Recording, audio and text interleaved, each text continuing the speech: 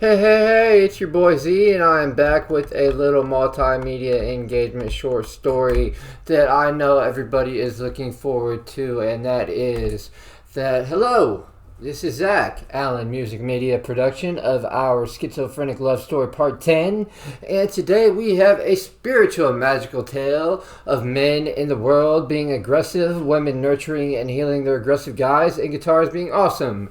Last time we found out that a certain rap star has been indwelled with a dragon that is making his way to fully conquering this idol's free will.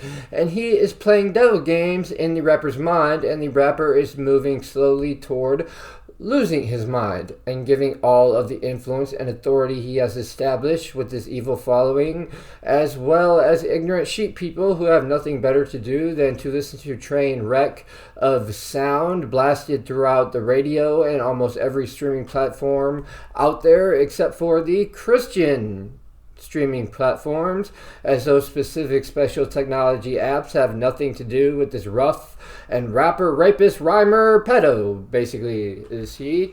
As the dragon forces this songster to record a full album about being gay and doing drugs, as well as hurting innocent and vulnerable people through violence. He is currently taking a break from the microphone to do a dark satanic ritual in which he is going to summon 6 of his demon officers in the dark hordes, or you could just say rainbow buddies. Anyway, each time another demon comes through the portal he has opened with his sorcery, good men as well as dumb men are dropping like flies around the globe, horribly overdosing on fent dope, wrecking their cars, just death of mass destruction, and it takes much death to summon these demons.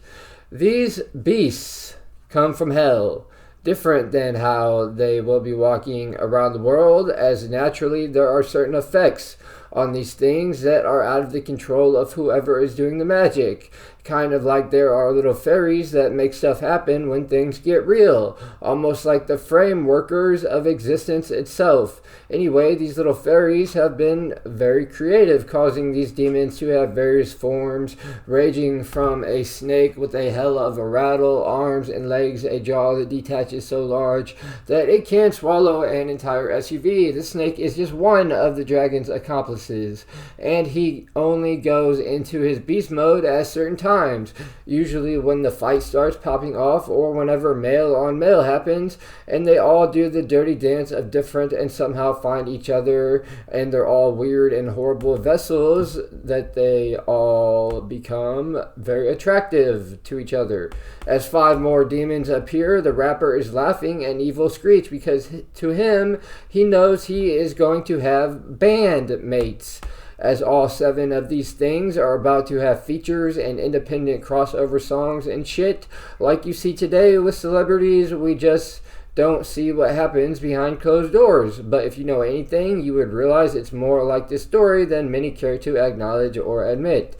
Anyway, this club of demonic rappers called the Fent Shadow Skinnies are just getting high as they possibly can off sin, their pride welling like the most popular clown at the circus of, well, fucked up shit. As they are getting fucked up and shit and doing what comes natural, they go live on social media. Of course, Michael has been following this rapper on social media, as it's good to keep your enemies closer than friends, actually, because who needs friends when you got ops?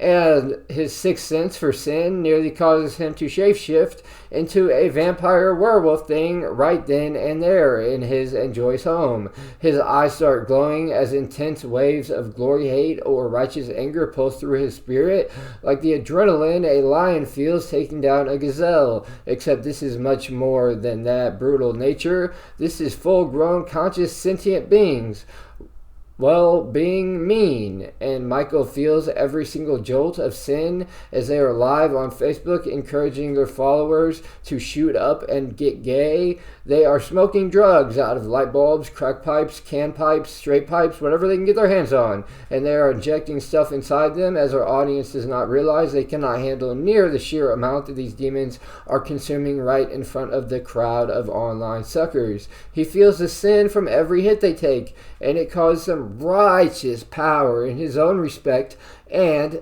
admiration.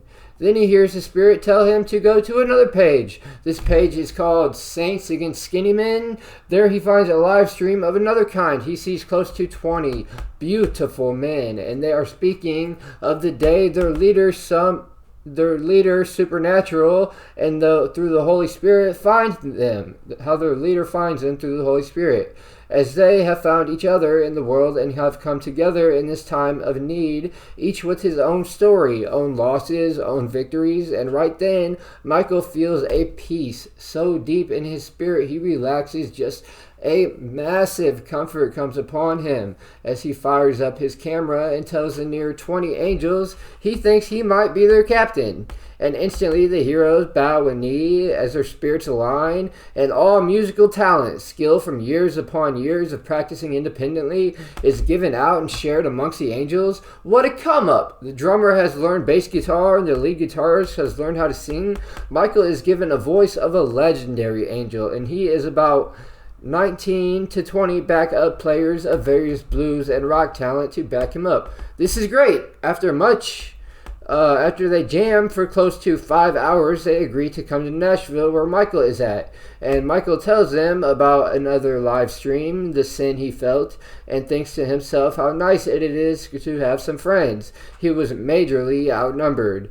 Anyway, the crew get to Nashville a few hours later, and Annie greets each one of them, hilariously scaring the shit out of their spirits as they are not expecting a guitar to be able to communicate. Then with her spirit, she sneaks up on each of them and makes a hilarious wet fart sound, so the angels instantly know this is a good girl. Not many women can joke about a fart like Annie. So Michael grabs Annie, the Martin D40, and he gets his tribe into the home recording studio where they take the emotional musical fight Michael and Hope had, and they remix it, add more sound. It's beautiful. The core group of angels focus on two main themes. Those are love and, of course, warfare. They are trying to get a hit recorded for the radio.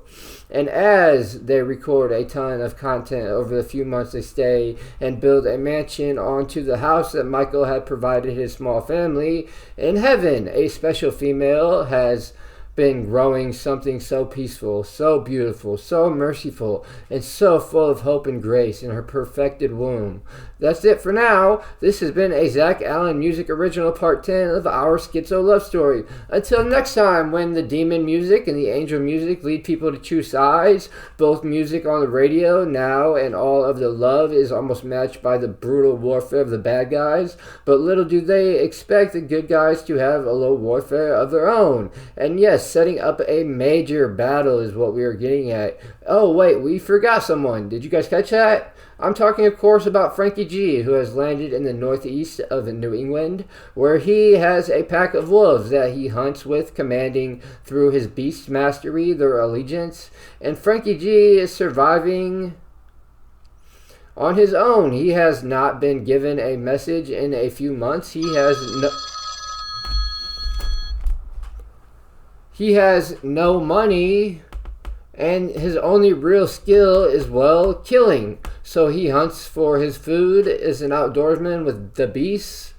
Is an outdoorman with the beasts of sky, land, and water. All beasts are at his command. Anyway, he was just watching his pack of wolves take down a white-tailed deer, chasing it over a ledge with the other in the pack waiting at the bottom of the ledge, waiting on the kill. He hears Gabriel once again, and he tells him he must leave the pack and go to Nashville. There Frankie G will find a group of angels as well as Michael, and he is to pledge his fealty to the group, offer his services, and if need be, lay down his life. As he is promised by Gabriel, if he can die honorable, he just might taste the sweet honey of heaven and run in those golden fields. This has been a Zach Allen Media music production, and we are off to the next status of our story next time.